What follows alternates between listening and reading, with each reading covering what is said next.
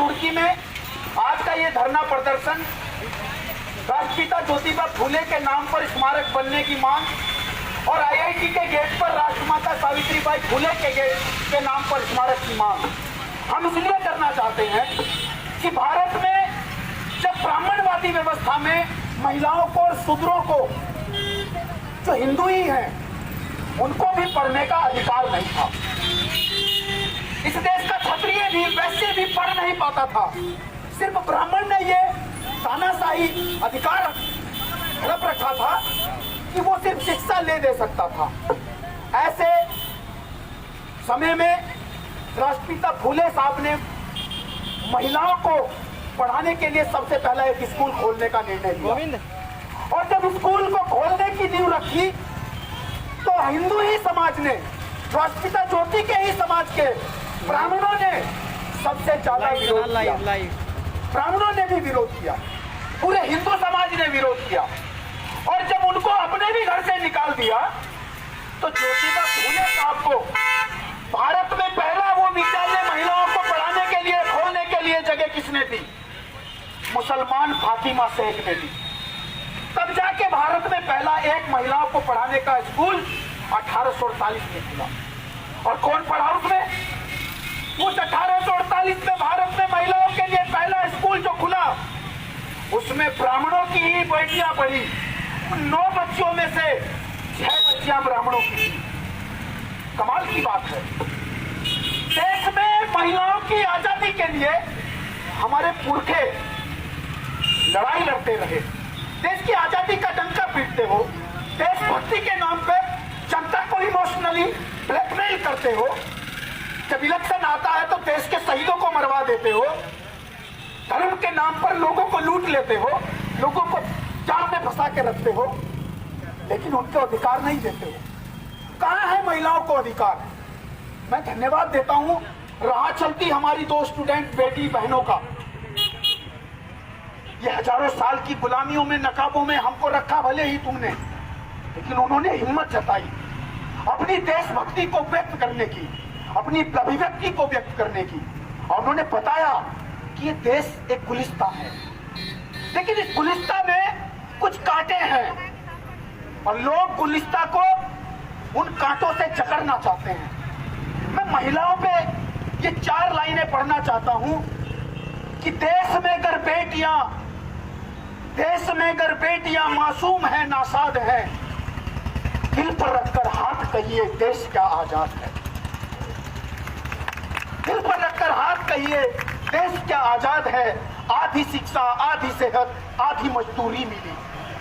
न्यूनतम मजदूरी अधिनियम भी इस भारत के संविधान के लागू होने के बाद भी हमारे समाज की, देश की महिलाओं को 5-4 हजार रुपए में इस देश के लोगों से मजदूरी कराने पर मजबूर किया जाता है। आधी शिक्षा, आधी सेहत, आधी मजदूरी मिली, सब हुए आजाद पर इनको न आजादी मिली। इनकी हालत तो अभी भी हर तरफ बर्बाद है। दिल पे रखकर हाथ कहिए देश क्या आजाद है। कम उम्र में ये शादी की गाड़ी में जोती गई, कम उम्र में ये शादी की गाड़ी में जोती गई, बेटियां बन बन के माए जिंदगी खोती रही। बेटियां बन बन के माए जिंदगी खोती रही। ये अगर आजाद है तो सारा जहां आजाद है। दिल पे रखकर हाथ कहिए देश क्या आजाद है। ये न बोले, ये न डोले, मन की कुछ ना कर सके। ये न बोले, ये न डोले, मन की कुछ न कर सके। काट डाले पंख इनके, काट डाले पंख इनके, ऊंचा ये ना उड़ सके। ये अगर है कैद तो आजादी सबकी खाक है। दिल पे रखकर हाथ कहिए देश क्या आजाद है। सिर्फ पुरुषों का कमाया हर तरफ देखा गया, सिर्फ पुरुषों का कमाया हर तरफ देखा गया। नारियों के श्रम को दुनिया में नहीं आका गया। ये अगर आबाद है तो सारा जहां आबाद है। दिल पे रखकर हाथ कहिए देश क्या आजाद है। ये सवाल खुद से करना होगा सत्ता में बैठने वाले लोगों को। बेटी बचाओ बेटी पढ़ाओ के नाम पे नारा देने वाले लोग सदियों से बेटियों की इज्जत लूटते रहे और धर्म बता के लूटते रहे, देवदासी बना के लूटते रहे। आज भी देश की महिलाएं मंदिरों में प्रवेश पर ऐतराज होता है। आज भी एक बेटी जींस पहन लेती है तो कुछ पाखंडी धर्म के तानाशाहों पर, ठेकेदारों पर बड़ा ऐतराज करने का जश्न और जोश चढ़ता है। हम ये सवाल करना चाहते हैं, अगर ये देश आजाद है तो महिलाएं क्या सड़क के 12 बजे रात को भी चल सकती हैं? और अगर पुरुष आजादी के साथ चल सकता है तो महिलाएं क्यों नहीं चल सकती? क्यों ये आजादी नहीं है? मैं आजाद इस देश को तब समझूंगा जब इस देश की बेटी भी रात को बेखौफ इस देश की सड़कों पर चल सकेगी। और अगर ऐसा नहीं है तो यह आजादी खाक है, झूठी है, देश की जनता भूखी है। जब ये मूल निवासी समाज के लोग अपनी आजादी की बात करते हैं और ये ब्राह्मणवादी मानसिकता के लोग सारे सरकारी संस्थानों पे अपने ही पुरखों के नाम का कब्जा जमा के बैठते हैं, हर थाने में एक मंदिर बना दिया जाता है, तो मस्जिद क्यों नहीं बनती? गिरजाघर क्यों नहीं बनता? बुद्ध विहार क्यों नहीं बनता? गुरुद्वारा क्यों नहीं बनता है? और उस मंदिर में जो सरकारी जमीन पे बना है उस पे सिर्फ एक ही समाज का पुरोहित दुकान क्यों चलाता है? लोगों को क्यों ठगता है?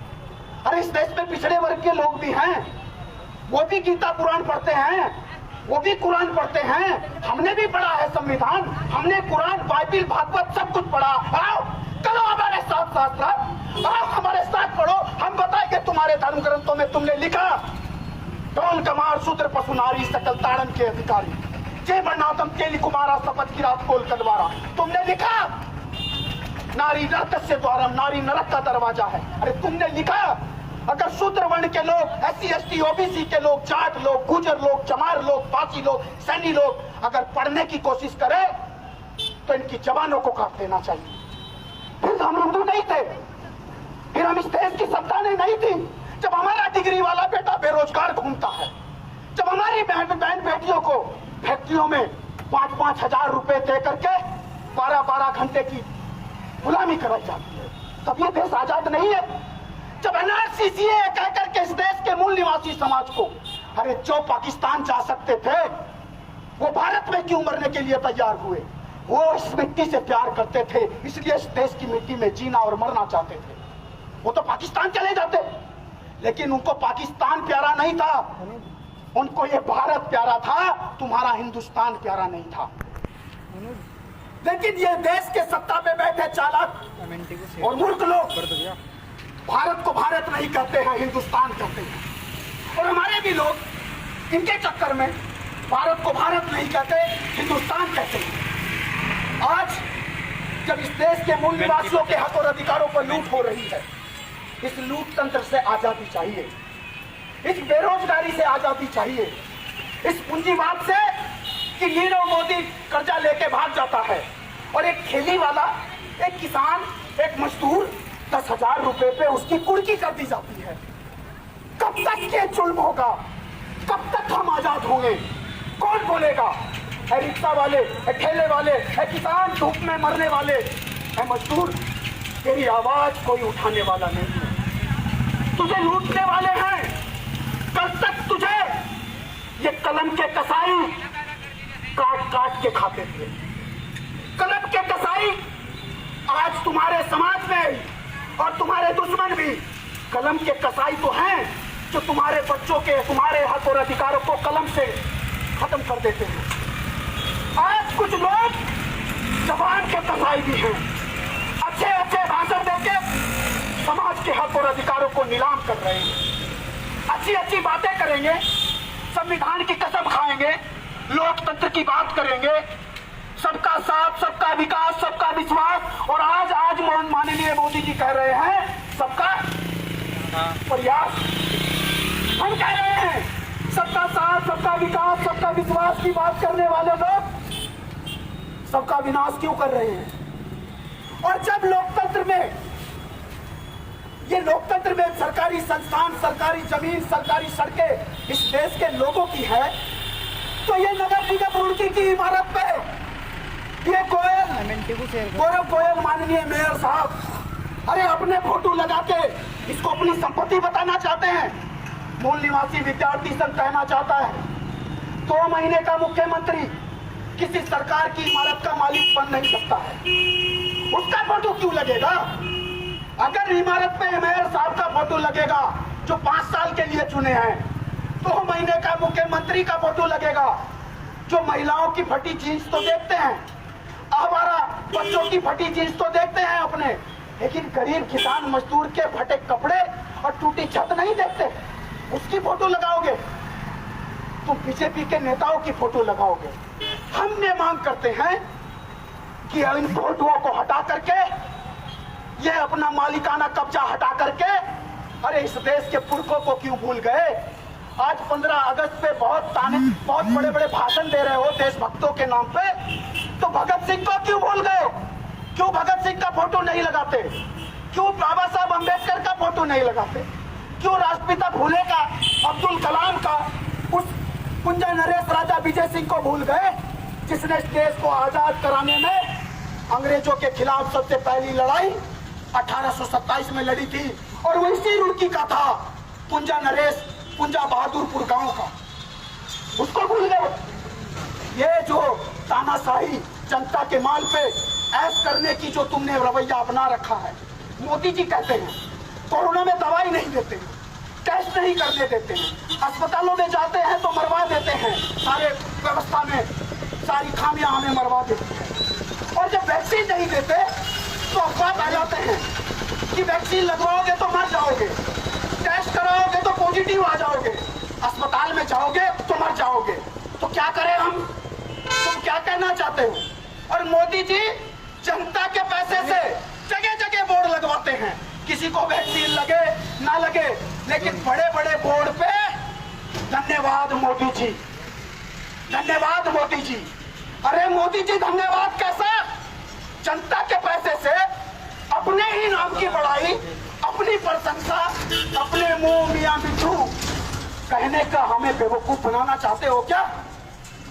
तो अगर मेयर साहब का फोटो लग सकता है सरकारी इमारत पे, जनता की इमारत पे, तो कल एक मास्टर भी कहेगा कि ये मेरे प्राइमरी स्कूल पे, सरकारी स्कूल पे भाई मेरा भी लगा दो, मैं भी 30 साल से यही हूं। एक डीएम भी बोलेगा कि भाई मेरा भी फोटो लगाओ।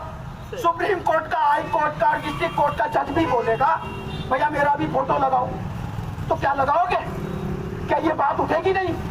इसलिए मैं आप सबको यहाँ जो आंदोलन में शरीक हैं और मेरे ये जो किसान मजदूर, इस देश के सच्चे मेहनत करके खाने वाले लोग, समझ लीजिए इलेक्शन के टाइम पे ये आपके पास आएंगे, आपके झूठे खाने खाएंगे, आपको सर पे बिठाएंगे, आपके बच्चों के गंदगी भी साफ कर लेंगे, आपके पैर भी छू लेंगे, लेकिन पैर छूने वाला नेता पूरे 5 साल आपकी गर्दन काटता है। कब तक कटेगी ये गर्दन? कब तक तुम ये जुल्म सहोगे?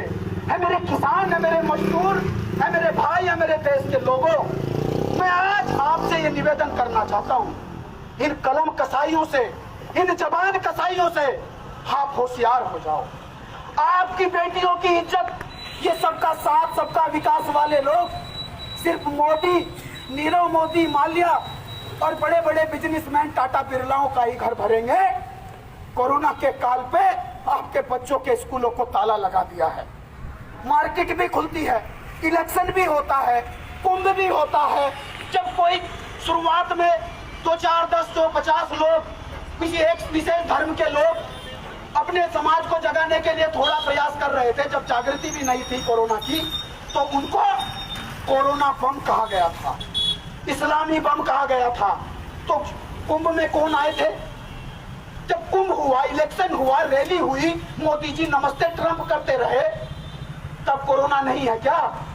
सिर्फ इस देश के सरकारी स्कूलों में कोरोना है, आपके अधिकारों पे कोरोना है, आपके बोलने पे, मुंह पे चुप्पी लगाने का मास्क कोरोना है। लेकिन इस देश में कानूनों को खत्म करने के लिए कोरोना नहीं है। न्यूनतम मजदूरी अधिनियम के तहत एक रिक्शा चलाने वाले को, एक चाय का कप धोने वाले को, किसी परचून की दुकान पे सामान पैक करके देने वाले मजदूर को, फैक्ट्रियों में दवाई पैक करने वाली महिलाओं को 8,771 रुपए से कम, 1 रुपया कम नहीं दे सकता कोई। और आपको मिल रहा है क्या? अरे आपको न्यूनतम मजदूरी अधिनियम नहीं मिल रहा है मेरे भाई। अधिकतम की तो बात छोड़ दो, सम्मान की बात तो छोड़ दो, जो संविधान में डॉक्टर अम्बेडकर ने और इस देश के उन नेताओं ने, चाहे उसमें पंडित जवाहरलाल नेहरू भी थे, चाहे सरदार वल्लभ भाई पटेल भी थे, सबने दिया था ना ये संविधान, सबका था ना ये संविधान, उसमें सबने बनाया था ना ये कानून। तो इस बेईमानों ने क्यों नहीं दिया? डीएम की कुर्सी पे, कमिश्नर की कुर्सी पे, लेबर कमिश्नर की कुर्सी पे बैठने वाले लोग फेसबुक पे, यूट्यूब पे तो बहुत बड़ा IAS PCS बताते हैं। एक हमारे हरिद्वार के डीएम साहब, YouTube star Deepak Rawat, YouTube पे बहुत युवाओं को बेवकूफ बनाते हैं, लेकिन हमने 4 साल पहले उनको एक शिकायत की थी कि उत्तराखंड के हरिद्वार में 500 फैक्ट्रियां हैं जो मजदूरों को न्यूनतम मजदूरी अधिनियम नहीं देती है, जो उनका PF नहीं काटती है, जो उनको कोई भी मेडिकल फैसिलिटी नहीं देती है, जो उनको कोई भी गारंटी नहीं देती है, उस पर उन्होंने कोई कार्रवाई नहीं की मेरे साथ। इसलिए मैं आपको कहना चाहता हूं, आज हमने 5 मांगों को लेकर कि एक तो राष्ट्रपिता फूले साहब के नाम से मलकपुर चुंगी पे, जिसपे तुमने शासन सत्ता के तानाशाहों ने जबरदस्ती शंकराचार्य चौक बनाया। अरे हमने 11 अप्रैल को बोला था कि इसको राष्ट्रपिता फूले साहब के नाम से बनाया जाए, हमने मांग करी थी। हम चाहते तो जबरदस्ती भी बना नहीं सकते थे, ये देश हमारा है, तुम विदेशी हो, तुम बाहर से आए हो, ईरान से आए हो, इस देश का मुसलमान, इस देश का SC ST OBC, इस देश का मूल निवासी है, ये आर्य ब्राह्मण बाहर से आए थे। मैं कहता हूँ आप मेरे साथ बात करो, प्रूफ के साथ बात करो, DNA रिपोर्ट के साथ बात करो, जवाहरलाल नेहरू की डिस्कवरी ऑफ इंडिया किताब के आधार पे बात करो, बाल गंगाधर तिलक की किताब के आधार पे बात करो, गांधी के भाषण के आधार पे बात करो। क्यों नहीं करना चाहते? दयानंद सरस्वती की सत्यार्थ प्रकाश किताब के आधार पे बात करो, करो हमसे बात, साथ साथ करो। क्यों नहीं करना चाहते? अरे अखबार वालों क्यों नहीं दिखाना चाहते? इसलिए तुम्हारा बहिष्कार आज हमने अपने मंच से, जितने राष्ट्रीय अखबार हैं, जितने राष्ट्रीय चैनल हैं, खुलेआम पूरे देश में मूल निवासी विद्यार्थी संघ किसी अखबार को इस 75वीं स्वतंत्रता दिवस पे कसम खाता है, किसी अखबार को, किसी चैनल को ना इंटरव्यू देगा और ना कोई कभी विज्ञप्ति देगा। ये पिछले 75 साल से हमारे आंदोलन को दिखाना नहीं चाहते, हमारे देशभक्तों को आतंकवादी बताते हैं। तो दिल्ली में देशद्रोही कौन था जो नारे लगा रहा था कल? वो संविधान जलाने वाला कौन था? वो बेटी की इज्जत लूटने वाला कौन था? वो दिल्ली में बेटी की इज्जत लूट के उसको जिंदा जलाने वाला कौन था? और उसको जिंदा जलाने के बाद जब हम धरना करते हैं तो तुम डंडे मार के हमें उठा देते, कहते हो कोर्ट में केस करो, कोर्ट में जज तुम्हारा, वकील तुम्हारा, पेशकार तुम्हारा, पुलिस वाला तुम्हारा, थाना का अध्यक्ष तुम्हारा, रिपोर्ट दर्ज नहीं करता, बात नहीं सुनता, डंडा मार के गरीबों को भगा देता है, पैसे के बिना बात नहीं करता, फिर कैसे हमें न्याय मिलेगा? क्या हम आजाद हैं? क्या ये आजादी झूठी नहीं है? हमें इस भुखमरी से, इस भेदभाव से, इस ब्राह्मणवाद से आजादी चाहिए। ब्राह्मणवाद से इसलिए आजादी, समझ लीजिए मेरी बात, हम ब्राह्मणों से नहीं कह रहे हैं कि ब्राह्मणों से आजादी चाहिए, वो हमारे देश के नागरिक हैं, वो भी अगर इंसान के रूप में जीना चाहते हैं वो भी जिए। अगर कोई शैतान बन के जीना चाहता है, अपने आप को ऊंचा कहना चाहता है, चमार पासी खटीक गुजर अहीर कह के किसी को नीचा दिखाना चाहता है, किसी को हिंदू कह के, किसी को मुसलमान कह के बांटना चाहता है, उनसे कहना चाहते हैं अगर इस देश में रहना है तो समझ जाओ, समझ जाओ, नहीं तो बंदोबस्त होने वाला है। और अगर प्रशासन शीघ्र ही मलकपुर चुंगी से नारी नरकस्य द्वारम, पुत्र को सबसे बड़ा शत्रु और औरत को सबसे बड़ा जहर कहने वाला शंकराचार्य का चौक के नाम का बैनर नहीं हटाता है तो हम संवैधानिक तरीके से बोल रहे हैं, फिर हमें दूसरे रास्ते भी आते हैं जो मूल निवासी अपने तरीके अपनाते हैं। वो तरीके ना हम अपनाएं, क्योंकि लोकतंत्र में बोली की गोली होती है। ये बोली की गोली को बंदूक की गोली में मत बदलो तानाशाहो, ये सबक सीख लो। और इसलिए इस नगर निगम की इमारत से ये फोटो हटा के सरदार भगत सिंह, उधम सिंह, सर छोटू राम, कुंजा नरेश, विजय सिंह, अब्दुल कलाम के नाम के फोटो लगाए जाएं। तुम्हारे फोटो क्यों? तुम्हारे बाप के नाम पे पुल क्यों बनेगा? सारे विधायक, सारे एमपी अपने बाप का, अपने नाम का प्रचार कर रहे हैं। काम इतना सा और बड़ा बड़ा बैनर, बड़ा बड़ा दीवार खड़ी करके उस पर लिखा जाता है आई लव रुड़की छोटा सा और प्रदीप बत्रा बड़ा सा। क्यों ऐसा? काम छोटा और बात बड़ी, ऐसा क्यों? इसलिए हम ये विरोध करते हैं कि ऐसे लोगों के खिलाफ भी कार्रवाई की जाए। और जगह जगह जो धर्म के नाम पर, अरे संविधान ने सबको धर्म की आजादी दी है, लेकिन सरकारी प्रॉपर्टी पे जाके धर्म फैलाने की आजादी नहीं दी है। चाहे वो मुसलमान है, चाहे हिंदू है, चाहे सिख है, चाहे बौद्ध है, चाहे अम्बेडकरवादी है, चाहे गांधीवादी है, किसी को सरकारी संपत्ति पे अपना धर्म थोपने की आजादी नहीं है। धर्म अपने घर से बाहर नहीं निकलना चाहिए। अपने मन से, अपने दिल से बाहर अगर धर्म निकलता है तो वो बुज़दिल लोग होते हैं, वो कायर लोग होते हैं, वो काफिर लोग होते हैं। जो धर्म से बाहर धर्म का अस्तित्व बना के समाज की चीजों पर अपना अतिक्रमण करते हैं, वो काफिर लोग हैं। उनको काफिर कहा था इस्लाम के प्रचारकों ने। इसलिए ऐसे अतिक्रमण को जो धार्मिक और राजनीतिक आधार पर किया गया है उसको भी तत्काल हटाया जाए। चौथी मांग और अंत की पांचवी मांग कि जो लोग हमारे साथ भेदभाव कर रहे हैं, थाने में रिपोर्ट नहीं लिखते, एसडीएम के कार्यालय में हम परमिशन मांगने जाते तो परमिशन नहीं देते, रिसीविंग नहीं देते, हमारे बच्चों को कोरोना में पढ़ाया नहीं और फीस मांग रहे हैं, हाई कोर्ट में जाके स्टे ले लेते हैं, तो उनसे पूछना चाहते हैं स्टूडेंट ऑर्गेनाइजेशन के लोग, अगर तुम ऑनलाइन एजुकेशन की बात कर रहे हो और हाई कोर्ट से, सुप्रीम कोर्ट से स्टे लेके आते हो, सिर्फ इसलिए कि गरीब बेटा, कोई गरीब विद्यार्थी छात्र बेचारा नहीं जा सकता था, और तुम हाई कोर्ट में पैसा दे करके वकील को स्टे लेके आ गए, और तुम कह रहे हो कि 50% और 80%, 70 से 80% फीस दो हमको, तो हम पूछना चाहते हैं, देते हैं 80% फीस तुम्हें ऑनलाइन के नाम पे भी, स्कूल बंद था तब भी दे देते हैं, लेकिन ये तो बताओ तुम्हारे स्कूल का वो मास्टर कहाँ है जिसको तुमने निकाल दिया? वो सफाई करने वाला, वो पहरा देने वाला, वो कंप्यूटर की लैब में, वो कैंटीन के अंदर आपको सेवा देने वाला, उसको क्यों निकाला? क्या उसको भी 70% सैलरी पिछले 1.5 साल की दोगे? क्या वो तुमने 50% भी एम्प्लॉय अपने संस्थान में रखे? ऐसे देश के द्रोहियों को, जो देश के कानूनों को नहीं मानते, देश के लोगों के हितों की बात नहीं करते, उनके अधिकारों को लूटते हैं, ऐसे देशद्रोहियों को जो सरकारी कुर्सी पर बैठे हैं, उनको भी इस देश से अब निकाल देने की या फिर जेल में अंदर डाल देने की व्यवस्था करनी होगी। ये हम ज्ञापन दे करके माननीय मुख्यमंत्री को और ये मेयर साहब को ही दे रहे हैं ज्ञापन कि अपना फोटो अपने हाथ से हटा लो, नहीं तो लोकतंत्र में जनता अपने पुरखों का फोटो लेके आएगी, अब्दुल कलाम का फोटो लेके आएंगे, सर छोटू राम का फोटो लेके आएंगे, शिवाजी महाराज, सम्राट अशोक का फोटो लेके आएंगे और फिर तुम्हारी खैर नहीं होगी। इसलिए अपने हाथ से उसको हटा लीजिए। ये लोकतंत्र में जनता की इमारत है, किसी के बाप की जागीर नहीं है।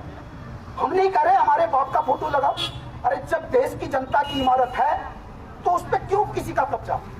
ये 5 मांगे हम मूल निवासी विद्यार्थी संघ के माध्यम से अभी 15 मिनट के बाद माननीय एसडीएम महोदया जी को हम ये ज्ञापन देंगे, और माननीय मेयर साहब को हमने पहले से सूचना दी थी कि वो धरना स्थल पे आके हमारे ज्ञापन को ले, लेकिन उनको भाषण देने से फुर्सत नहीं है, उनको बीजेपी की ऑलरेडी तैयारी करने से फुर्सत नहीं है।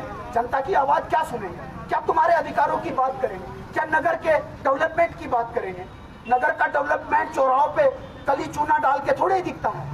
अरे लोगों को रोजगार कितना मिला है, रिक्शा चलाने वाले को कितनी सिक्योरिटी मिली है, ठेली चलाने वाले को तुम्हारे दलाल कितना लूटते हैं, उसकी भी तो बात करो, उसके लिए भी तो मुंह दिखाओ हमें। हम सवाल करना चाहते हैं तुमसे।